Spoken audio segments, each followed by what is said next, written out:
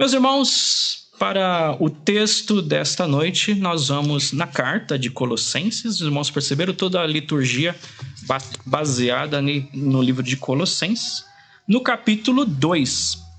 E nós vamos ler dos versículos de 6 até o versículo 23. Então, é um texto longo.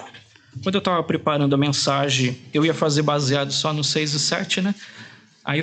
Mas é interessante falar do 8, né, em diante. Aí chega ali até o 15, mas é importante ainda continuar do 16, né? Chega no 16 até o 19, não, mas se não falar do 20 vai estar faltando alguma coisa, né? Então é um texto longo, né? Mas a pregação não vai ser tão extensa assim, né? Pode ficar tranquilo. Vamos até onde o Espírito nos conduz, né? Então, a carta do apóstolo Paulo à igreja de Colossos, aos Colossenses, no capítulo 2, do versículo 6 até o versículo 23. Então diz assim a palavra do Senhor. Ora, como recebestes Cristo Jesus, o Senhor, assim andai nele, radicados e edificados e confirmados na fé, tal como fostes instruídos, crescendo em ação de graça. Cuidado que ninguém vos venha a enredar com a sua filosofia e vãs sutilezas conforme a tradição dos homens, conforme os rudimentos do mundo e não segundo Cristo. Porque, porquanto nele habita corporalmente toda a plenitude da divindade, também nele estáis aperfeiçoados. Ele é o cabeça de todo principado e potestade. Nele também fostes circuncidados, não por intermédio de mãos, mas no despojamento do corpo da carne, que é a circuncisão de Cristo. E tendo sido sepultados juntamente com ele no batismo, no qual igualmente fostes ressuscitados mediante a fé no poder de Deus, que o ressuscitou dentre os mortos. E a vós outros que estáveis mortos pelas vossas transgressões e pela incircuncisão da vossa carne, vos deu vida juntamente com ele, perdoando todos os nossos delitos, tendo cancelado o escrito da dívida que era contra nós e que constava de ordenanças, o qual nos era prejudicial, removeu inteiramente, encravando-o na cruz. E despojando os principados e as potestades, publicamente os expôs ao desprezo, triunfando deles na cruz. Ninguém, pois, vos julgue por causa de comida e bebida, ou dia de festa, ou lua nova, ou sábado, porque tudo isso tem sido sombra das coisas que haviam de vir, porém o corpo é de Cristo. Ninguém se faça árbitro contra vós outro, pretextando humildade e culto dos anjos, baseando-se em visões, enfatuado, sem motivo algum na sua mente carnal, e não retendo a cabeça, da qual todo o corpo, suprido e bem vinculado por suas juntas e ligamentos, cresce o crescimento que procede de Deus. Se morreste com Cristo para os rudimentos do mundo, por que, como se vivesseis no mundo, vos sujeitais às ordenanças?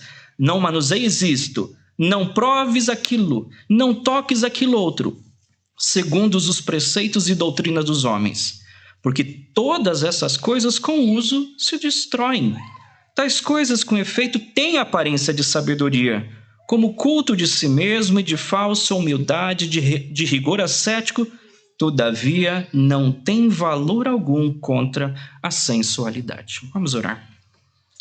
Senhor nosso Deus, nosso Pai, diante da Tua presença, neste momento, Pai, pedimos a Ti, ó Deus, humildemente, o perdão pelos nossos pecados, confessamos que somos pecadores, que carecemos de Ti, da Tua graça diariamente nas nossas vidas. Senhor, nesse momento, Pai, disposição da Tua palavra, pedimos que o Senhor venha usar-me, Senhor, para expor o texto com fidelidade, conforme o Senhor deseja, que o Teu Santo Espírito o habilite para isso, Senhor.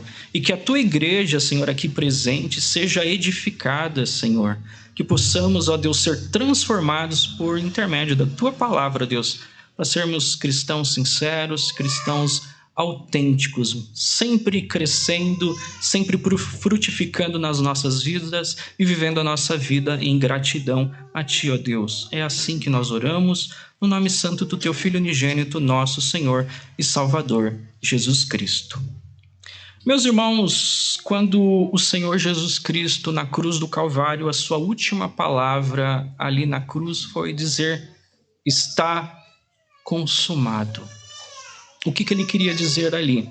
Que a obra a qual Deus Pai encarregou ao Senhor Jesus, o ofício pelo qual o Senhor Jesus veio a este mundo, ele veio para salvar.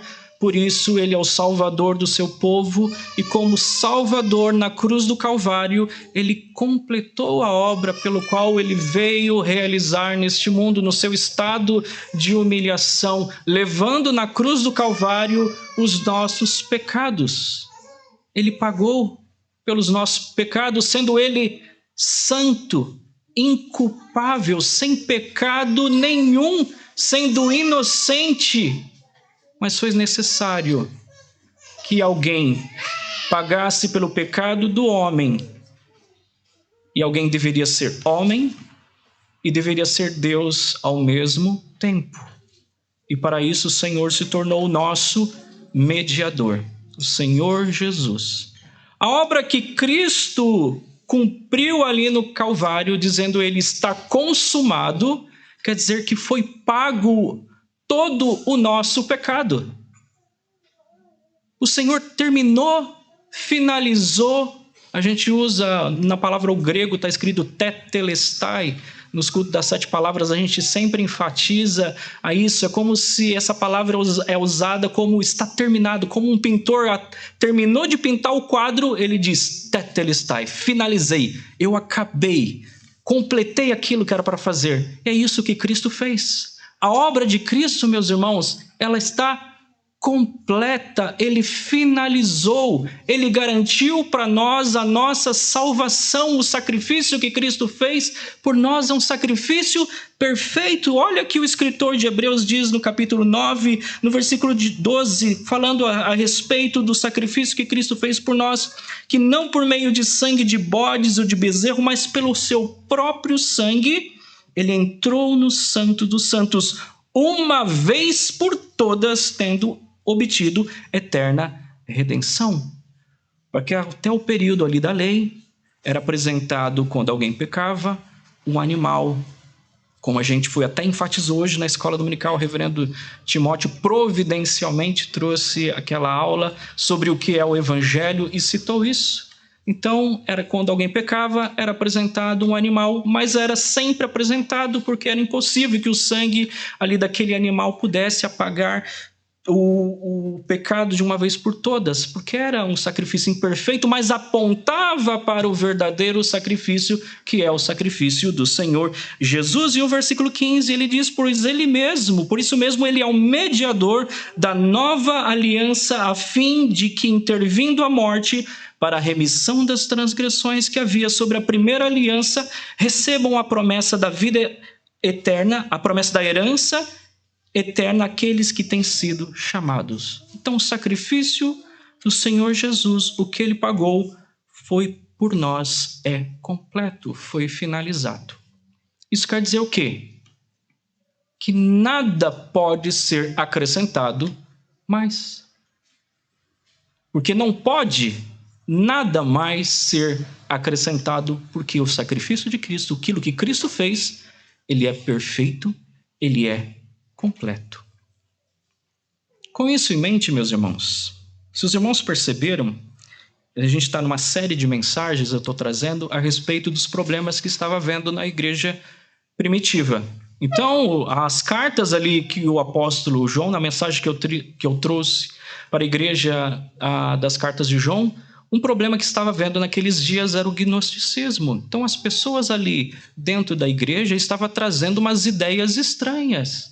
Estavam dizendo, né, que Cristo não poderia ter vindo em carne, porque a carne é pecado. Então, o que bom é a parte espiritual. Então, se Cristo era em carne, então aquilo não poderia ser bom. Então, estava negando que Cristo veio em carne. Então, por isso que o apóstolo João enfatiza, né, que aquelas pessoas que têm o Espírito Santo, ela vai reconhecer que Cristo veio em carne. Então, isso era chamado o ensino do docetismo. Parecia, porque aquelas pessoas diziam que o corpo de Cristo parecia que era um corpo, mas não era. Então tinha esses problemas. A gente também, na mensagem que trouxe da igreja de Corinto, apresentamos alguns problemas que estavam havendo na igreja de Corinto. E hoje, na igreja de Colossos, havia também uma heresia crescendo ali na igreja.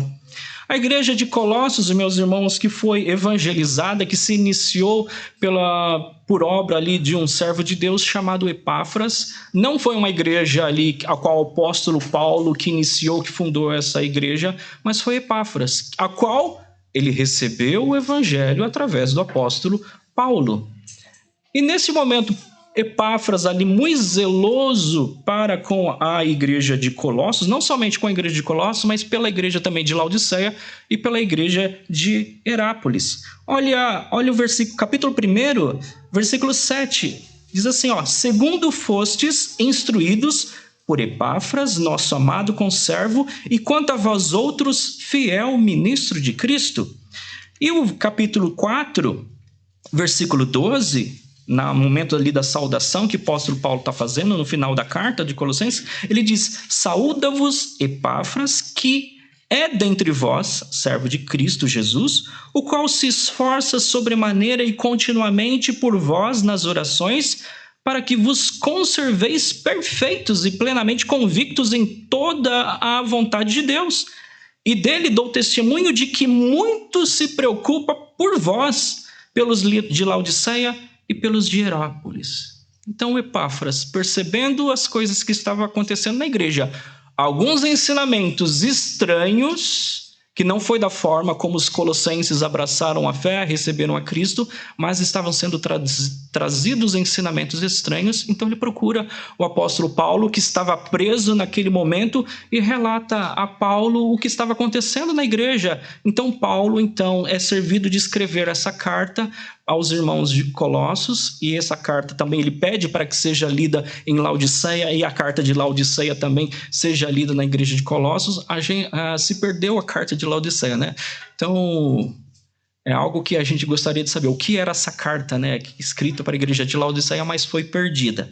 Mas nesta carta a gente percebeu a preocupação, o zelo que Epáfras tinha com a igreja de Colossos. Que igreja é essa pertencente ao Senhor Jesus? E que na saudação o apóstolo Paulo elogia ali, ele dá graças a Deus toda vez que lembra daqueles irmãos ali de Colossos. Irmãos esses que não viram o rosto dele, pessoas que não conheciam o apóstolo Paulo, mas o evangelho chegou ali através de Epáfras.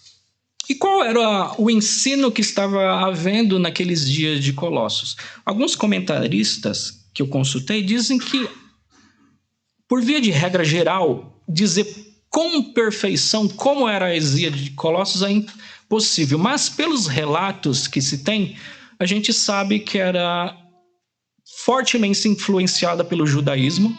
Então eram pessoas judaizantes. Mas ela não estava só parte do judaísmo, ela estava misturada. Então estava vendo com misticismo. Então a gente vai ver que eram pessoas influenciadas, baseadas em visões. O apóstolo Paulo vai citar também era baseado em culto de anjos. Então tinha esses elementos muito fortes. Pessoas essas que talvez queriam viver uma vida espiritual, mas temia ali os ataques dos anjos, ou estava sob efeito dessa influência angelical. E também estavam pregando o ascetismo. O que é? Você mortificar a sua carne através, muitas vezes, de viver uma vida ali de privações, de comida, de bebida, muitas vezes de flagelação mesmo, para você alcançar uma espiritualidade. Mas qual que é o problema disso tudo, meus irmãos? É o que eu citei. Que muitas vezes eles ensinavam essas coisas com o objetivo de alcançar a salvação.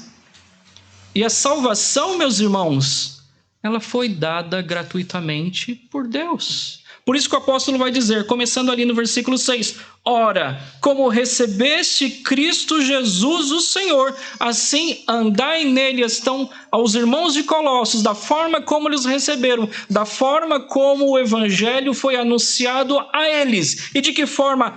o evangelho da graça mediante a fé. Então, como eles receberam o Senhor Jesus, eles deveriam também andar no Senhor Jesus, da mesma forma como o evangelho foi pregado para eles, o evangelho pregado com fidelidade, o evangelho pregado a ele de forma pura, livres dos erros e da contaminação de ideias estranhas ao evangelho. E essa carta de Colossos, meus irmãos, é uma carta magnífica, a qual vai ressaltar a proeminência, a suficiência do Senhor Jesus Cristo. Essa carta é muito importante porque magnífica, ela vem magnificar a obra do Senhor Jesus de uma forma tremenda, meus irmãos. Olha o texto que nós lemos lá na leitura inicial, o apóstolo Paulo escrevendo ali sobre a pessoa do Senhor Jesus, a supremacia de Jesus na nossa salvação. Ele diz então que Deus nos libertou do império das trevas. Olha o capítulo 1, versículo 13. Então Deus liberta a gente do império das trevas e nos transporta para o reino do Filho do seu amor. Então nós somos transportados para o reino do Filho do seu amor. E através do Filho do Senhor Jesus que nós temos a redenção e a remissão dos pecados. Então, através do Senhor Jesus, que nós somos redimidos, e através dele que os nossos pecados são perdoados. E o que ele mais diz a respeito de Jesus? Que ele é a imagem do Deus invisível. Ele é a imagem do Deus invisível, o primogênito de toda a criação, pois nele, então através de Cristo, foram criadas todas as coisas no céu, na terra, as visíveis e as invisíveis, sejam tronos, sejam soberanias, quer principados, quer potestade, tudo foi criado por meio dele e para ele. E o objetivo dessa criação também é para o Senhor Jesus. Olha como o apóstolo Paulo está descrevendo o Senhor Jesus. Nós temos o perdão dos pecados, a remissão através dele. Ele é a imagem do Deus invisível, o primogênito de toda a criação. Todas as coisas foram criadas por intermédio dele e para ele. Olha o versículo 17. Ele é antes de todas as coisas e nele tudo subsiste. Então, se as coisas continuam a existir, é por causa dele também. E o que ele diz mais a respeito do Senhor Jesus? Que ele é o cabeça do corpo da igreja. Ele é o princípio, o primogênito de entre os mortos, para em todas as coisas ter a primazia. Até mesmo isso. Ele é antes de todos, o primogênito dos mortos. Porque aprouve a Deus que nele residisse toda a plenitude e que, havendo feito a paz pelo sangue da sua cruz, reconciliasse consigo todas as coisas, quer sobre a terra, quer nos céus. E a vós outros, então para vocês, crentes de Colossos também, que outrora éreis estranhos e inimigos do entendimento, pelas vossas obras malignas, agora, porém, vos reconciliou no corpo de sua carne mediante a sua morte para apresentar-vos perante ele santos, inculpáveis e irrepreensíveis. Então, os irmãos de Colossos, por eles serem gentios, por causa da conduta que eles tinham, eles eram inimigos de Deus.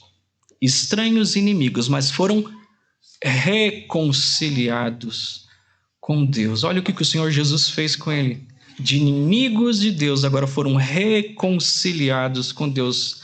Hoje na escola dominical o reverendo Timóteo destacou, né, a respeito do mediador que nos reconciliou com o Senhor Deus. E isso que Cristo fez por nós, nos reconciliou, nós que éramos inimigos. E agora, de inimigos, estranhos, nós somos apresentados diante de Deus. De que forma? Santos, inculpáveis e irrepreensíveis. Esses eram os irmãos de Colossos, que o apóstolo Paulo está ressaltando.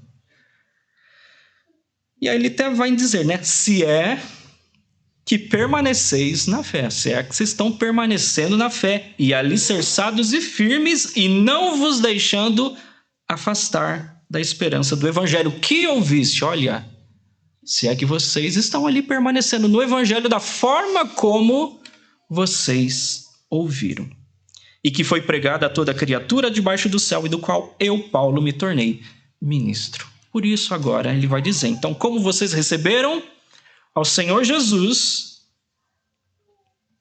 assim andai nele. Então, como receberam Cristo Jesus, o Senhor, assim andai nele. E de que forma? Olha o que ele vai descrever. Ele vai usar 4 metáforas ali. A primeira metáfora ali da horticultura, como uma árvore, né? Radicados, enraizados. Então, vocês têm que andar em Cristo, enraizados, quer dizer que estão alicerçados ali nele, que o ensino que vocês receberam de Cristo não vai fazer vocês demover dessa confiança e dessa fé que vocês têm no Senhor Jesus, porque algo está firme e da mesma consequência e edificados. Aqui ele usa agora a metáfora ali da arquitetura de um edifício, quer dizer que progressivamente, através dos meios de graça, vocês estão crescendo cada vez mais. Então, enraizados, edificados e confirmados na fé. Agora ele vai usar um termo jurídico de confirmação na fé, atestando que vocês ali creram realmente no Senhor Jesus, estão aderindo a esta verdade do Evangelho e crescendo em ações de graça.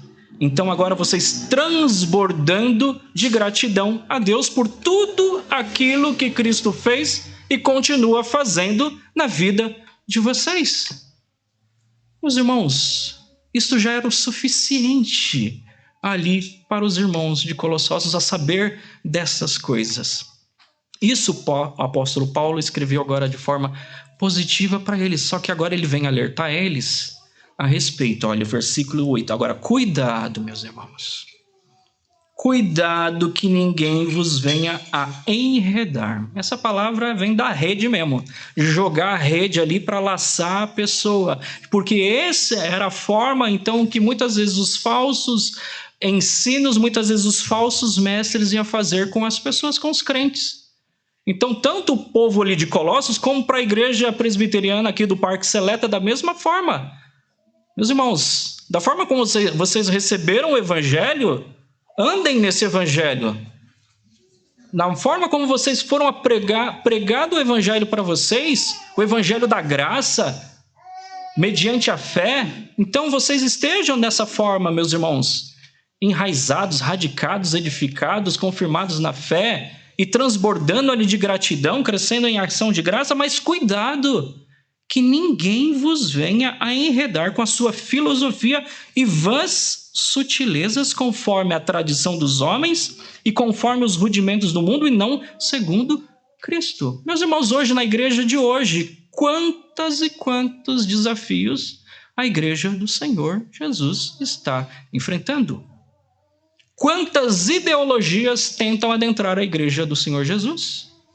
Meus irmãos, tantas igrejas já fundaram, tantas igrejas já deixaram de ser igrejas, porque permitiram, muitas vezes, alguns ensinamentos estranhos ao evangelho adentrar-se às suas igrejas. Olha o que o apóstolo Paulo, com as suas filosofias e vãs sutilezas. É algo sutil. Sabe aquela coisa meio, não vai fazer mal, tal ideologia, tal forma de pensar, tal filosofia de vida não é tão mal assim. Meus irmãos, se algo não é da verdade, vai fazer mal. O apóstolo Paulo alerta a esses irmãos, cuidado, meus irmãos, para que ninguém venha a enredar conforme os rudimentos do mundo, conforme os princípios elementares ali do mundo e não segundo Cristo. E olha o que ele diz no versículo 9, porque quanto nele habita corporalmente toda a plenitude da divindade. Meus irmãos, isso tem um significado bastante profundo para os dias que estava acontecendo ali na igreja de Colossos. O que eles estavam fazendo, meus irmãos? Eles estavam não considerando tudo aquilo que Cristo fez. Eles estavam não considerando toda a plenitude do Senhor Jesus. E o apóstolo Paulo vem enfatizar que, porque nele habita corporalmente toda a plenitude da divindade, ele é Deus. Ele é o Deus que se encarnou, ele é o Verbo. Então, e olha o que ele continua dizendo: também nele estáis aperfeiçoados. Então ele quer dizer, irmãos de Colossos, tem surgido então esses falsos ensinos aí, que querem que vocês tenham uma espiritualidade maior, que querem ensinar para vocês a respeito de mistério. Então, que essa ensino enfatizava também que somente um grupo seleto ali, que conhecia coisas ali, só os iniciados ali, receberiam a salvação de Deus por causa de um ensinamento secreto, por causa de mistério. Mas o que ele enfatiza? Olha o que ele diz a respeito do negócio de mistério no capítulo 1, versículo 26. O mistério que estivera oculto dos séculos e das gerações, agora todavia se manifestou nos seus santos, aos quais Deus quis dar a conhecer qual seja a riqueza da glória deste mistério entre os gentios, isto é, Cristo em vós, a esperança da glória. Muitas vezes essas religiões de mistério, essas filosofias de mistério, que só para os iniciados ensinavam a respeito de algo que não deveria ser comunicado aos outros. Falavam, opa, isso é mistério de Jeová na sua vida, né? Mas o que o apóstolo Paulo está dizendo, que o mistério, meus irmãos, é Cristo. Ele estivera oculto anteriormente, mas agora ele foi revelado, então não existe mais nenhum outro mistério a ser revelado a não ser Cristo. E que os irmãos de Colossos não poderiam se demover do evangelho simples, puro, de como receberam, sendo eles agora influenciados por ensinos totalmente diferentes. Então, neles, em Cristo, vocês estão unidos, foram neles reconciliados. Ele é o cabeça, agora vocês fazem parte do corpo de Cristo. Lembra que na mensagem que eu trouxe a respeito ali dos problemas que estava havendo na igreja de Corinto, onde estava havendo aquela meia dissensão, até mesmo por causa de dons espirituais. Até nisso na igreja causa briga, né? Por causa de dons espirituais. Mas o apóstolo Paulo estava dizendo, porque em um Espírito todos nós fomos batizados, formando um corpo. Então todos aqueles que pertencem ao Senhor foram batizados no Espírito Santo para formar um corpo. Então agora é um corpo com muitos membros. Então em Cristo Jesus agora nós estamos unidos. Estamos ali nele, que é a plenitude da divindade, e porque estamos nele somos aperfeiçoados. E ele é o cabeça de todo principado e potestade, até mesmo as hostes espirituais, é ele que comanda. E há um propósito também para todas essas coisas, esses principados e potestades. Então não precisa temer, não precisa fazer nada ali, é só estar em Cristo, é só estar na forma como você recebeu o evangelho do Senhor, é só estar neste evangelho, andando nele, radicados, edificados, confirmados em fé e crescendo em ação de graça. Agora o apóstolo Paulo vai enfatizar um outro aspecto dessa heresia de Colossos, que enfatizava o legalismo. O que é o legalismo? É você ensinar que você obtém a salvação de Deus por obedecer às coisas da lei. Olha o que ele vai dizer. Versículo 11, nele também fostes circuncidados, não por intermédio de mãos, mas no despojamento do corpo da carne, que é a circuncisão de Cristo. E tendo sepultados juntamente com ele, no batismo, no qual igualmente fostes ressuscitados mediante a fé no poder de Deus, que o ressuscitou dentre os mortos. Então, o que aquelas pessoas estavam dizendo? Que as pessoas deveriam ser circuncidadas para obter a salvação. A respeito disso, os irmãos lembram do primeiro concílio de Jerusalém, onde foi tratado esta questão, que não deveriam mais impor aos irmãos gentios nenhuma exigência ali da lei, porque essas coisas não pertenciam mais ao povo de Deus. Coisas essas que apontavam para o Cristo. Então era um selo ali do período da lei, mas que agora esse selo já não estava mais vigente. Então não era necessário agora a circuncisão. Mas Paulo vai dizer que aqueles irmãos de Colossos, eles já foram circuncidados, mas não por intermédio de mãos. Então, olha, nele também fostes circuncidados. Vocês foram circuncidados, mas não por intermédio de mãos, mas no despojamento do corpo da carne, que é a circuncisão de Cristo. Então, os irmãos lembram ali de como era o rito da circuncisão e como era feita a circuncisão, que arrancava um pedacinho ali do corpo, da pelinha ali do prepúcio. Mas sim também a circuncisão de Cristo removeu, mas isso do nosso coração, foi despojado do nosso coração. E tendo sido sepultados juntamente com ele no batismo, o qual igualmente fostes ressuscitados mediante a fé no poder de Deus. Então o apóstolo Paulo está, de certa forma, dizendo que agora, como vocês foram batizados, não precisam mais de circuncisão. Apontando também que o batismo é uma continuação ali da circuncisão. Então não precisa mais. Agora na nova aliança, então o rito que era da circuncisão agora é o batismo. Então a vós outros que estáveis mortos pelas vossas transgressões e pela incircuncisão da vossa carne, que era como era o nosso antigo estado, nós estávamos mortos por causa dos nossos pecados, e por causa da incircuncisão da nossa carne, ele vos deu vida juntamente com ele, perdoando todos os nossos delitos. Olha o que Cristo faz por nós.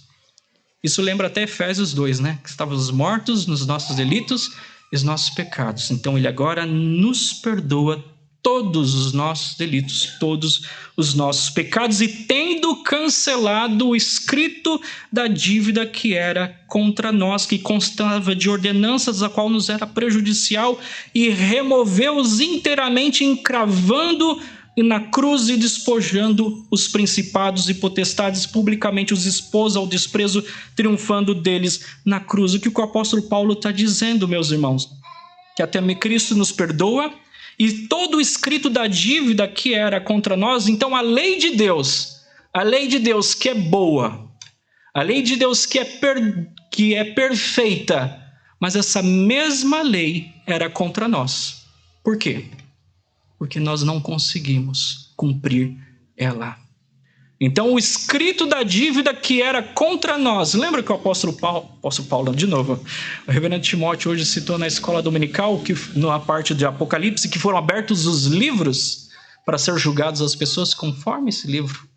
Esse muitas vezes era o escrito da dívida nossa. E que muitas vezes o inimigo, o diabo, que é o acusador, nos acusa diante de Deus.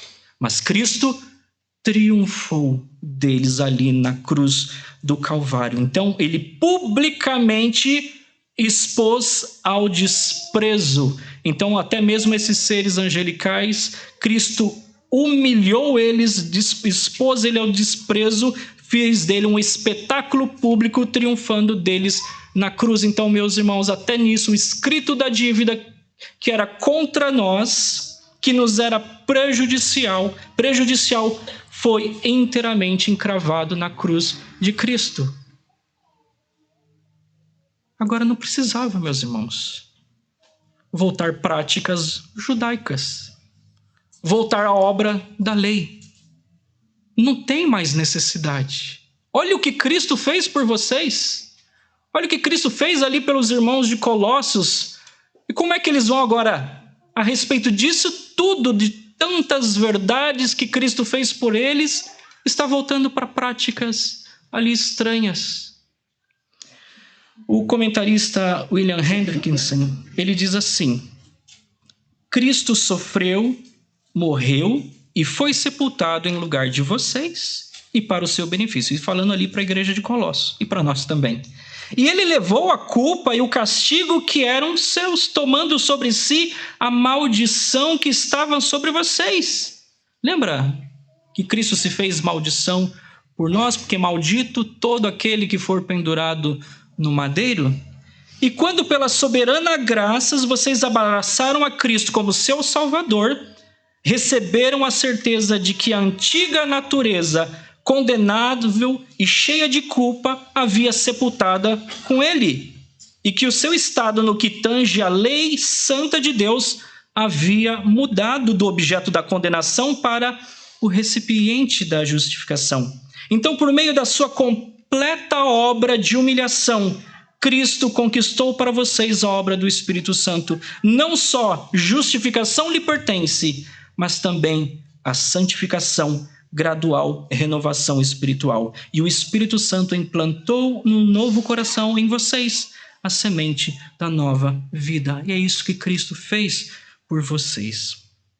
E ele continua agora, ainda mais, desses erros que estavam sendo propagados ali na igreja de Colossos. Agora, ninguém vos julgue por causa de comida e bebida, ou dia de festa, ou lua nova, ou sábados, porque tudo isso tem sido sombra das coisas que haviam de vir, porém o corpo é de Cristo. Então, meus irmãos, na religião judaica, ensinava a guardar alguns dias, algumas festas, e o apóstolo Paulo está dizendo que isso não era mais necessário.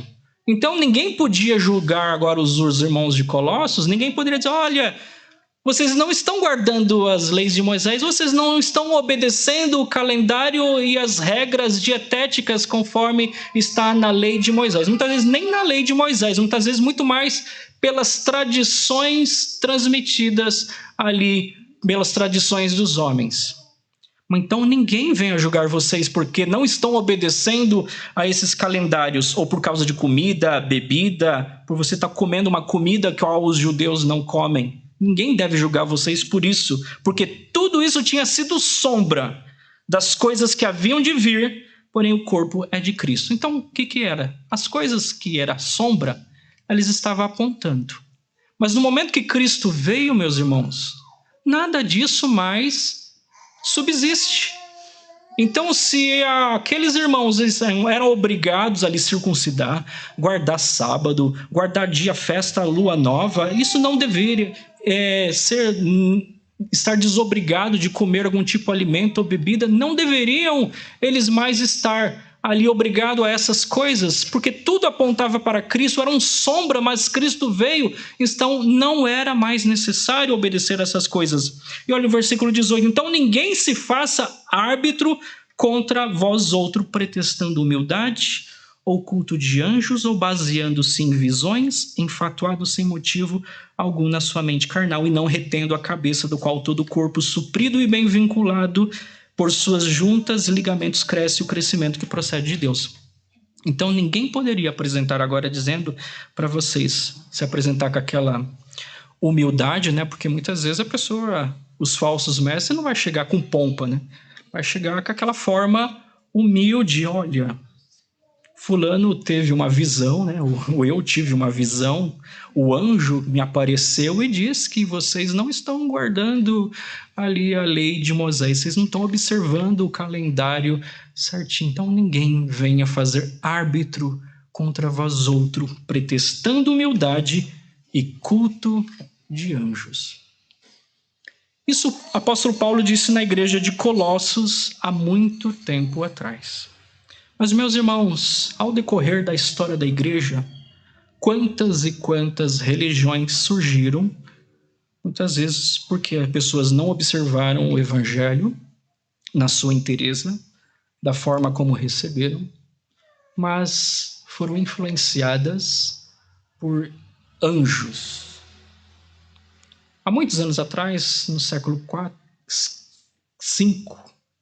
um sujeito chamado Mohammed, ou Maomé, né, aportuguesado, teve uma visão e o anjo Gabriel dizendo que ia mostrar para ele a verdadeira religião.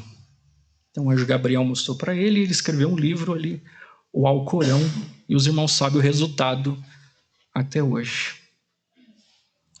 Nos Estados Unidos, um jovem presbiteriano também teve a visita de um anjo, né?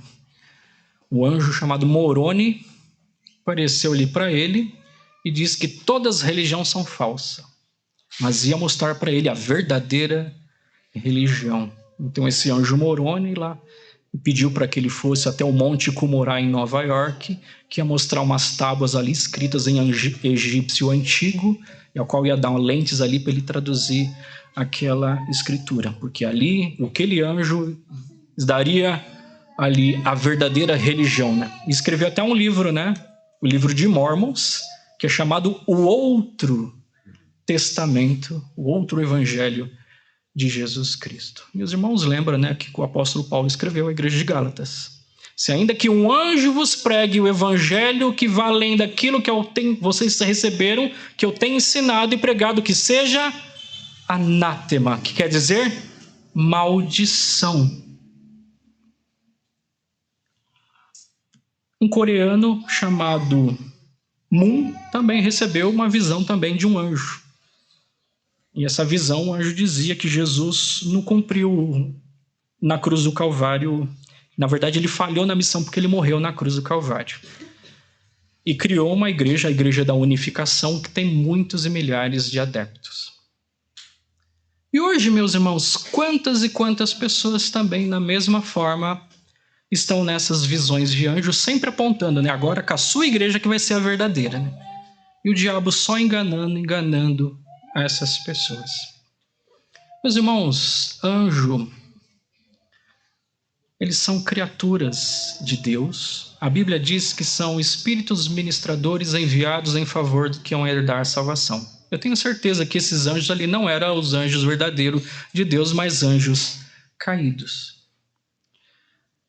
A adoração, meus irmãos, somente para o Senhor nosso Deus. Adoramos ao Deus triuno, Pai, Filho e Espírito Santo. Não adoramos anjos. Hoje eu estava pesquisando, né? Tem muita gente que faz oração para o São Miguel Arcanjo, né? Tá lá, essa é uma oração poderosa. Ó, São Miguel Arcanjo, orando para o anjo.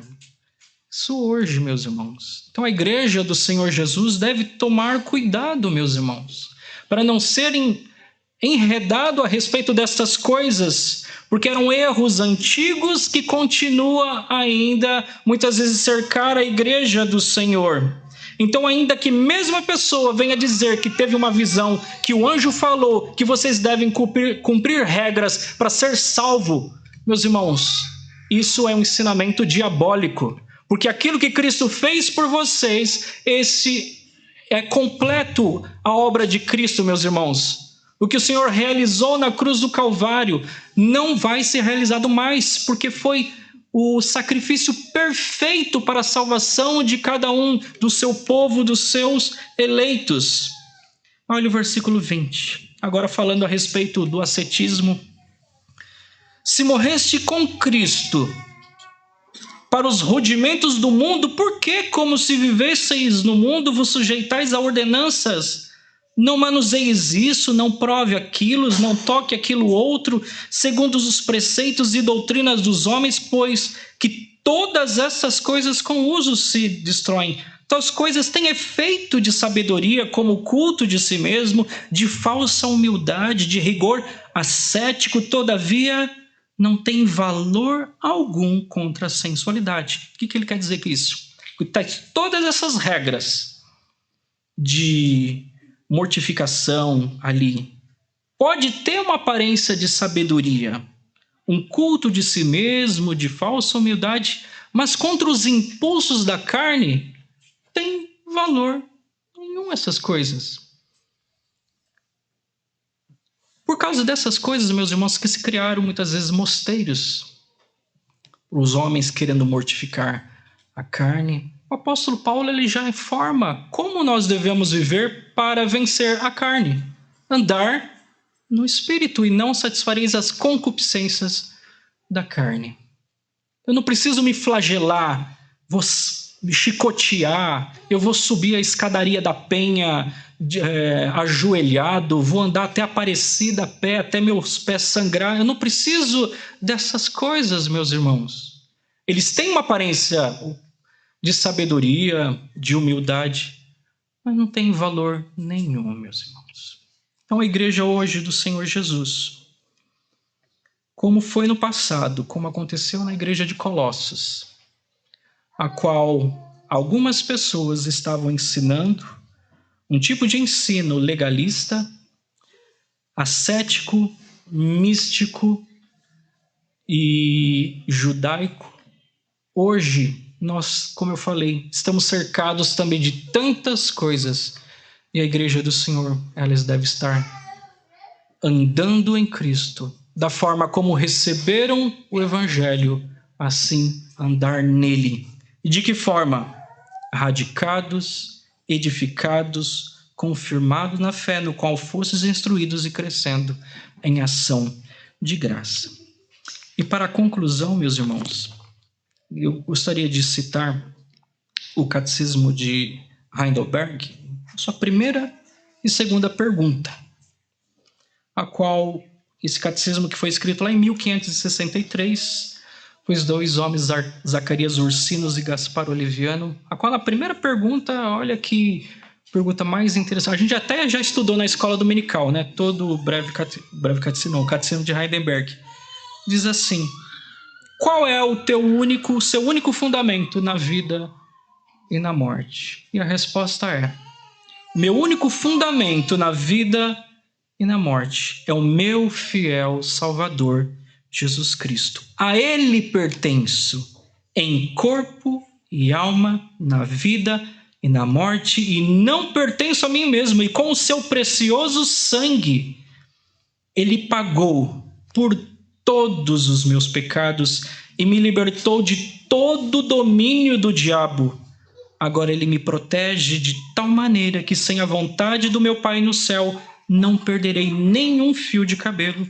E além disso, tudo coopera para o meu bem, e por isso, pelo seu Espírito Santo, Ele também me garante a vida eterna e me torna disposto a viver para Ele daqui em diante de todo o coração. E a segunda pergunta vem dizer: então, o que você deve saber para viver e morrer nesse fundamento? Primeiro, como são grandes os meus pecados e a minha miséria. E segundo, como sou salvo dos meus pecados e da minha miséria. E terceiro, como devo ser grato a Deus por tal salvação. Olha que coisa interessante, meus irmãos. Se nós vivemos dessa forma, nós não seremos demovidos, abalados por falsos ensinos. Porque o ensinamento de Cristo está tão presente nas nossas vidas, está lá, enraizado. Está lá, edificado, confirmado, e nós transbordando de graça por tudo aquilo que Deus fez por nós. Que o sacrifício de Cristo que Ele fez é perfeito. Que Deus assim nos abençoe, meus irmãos.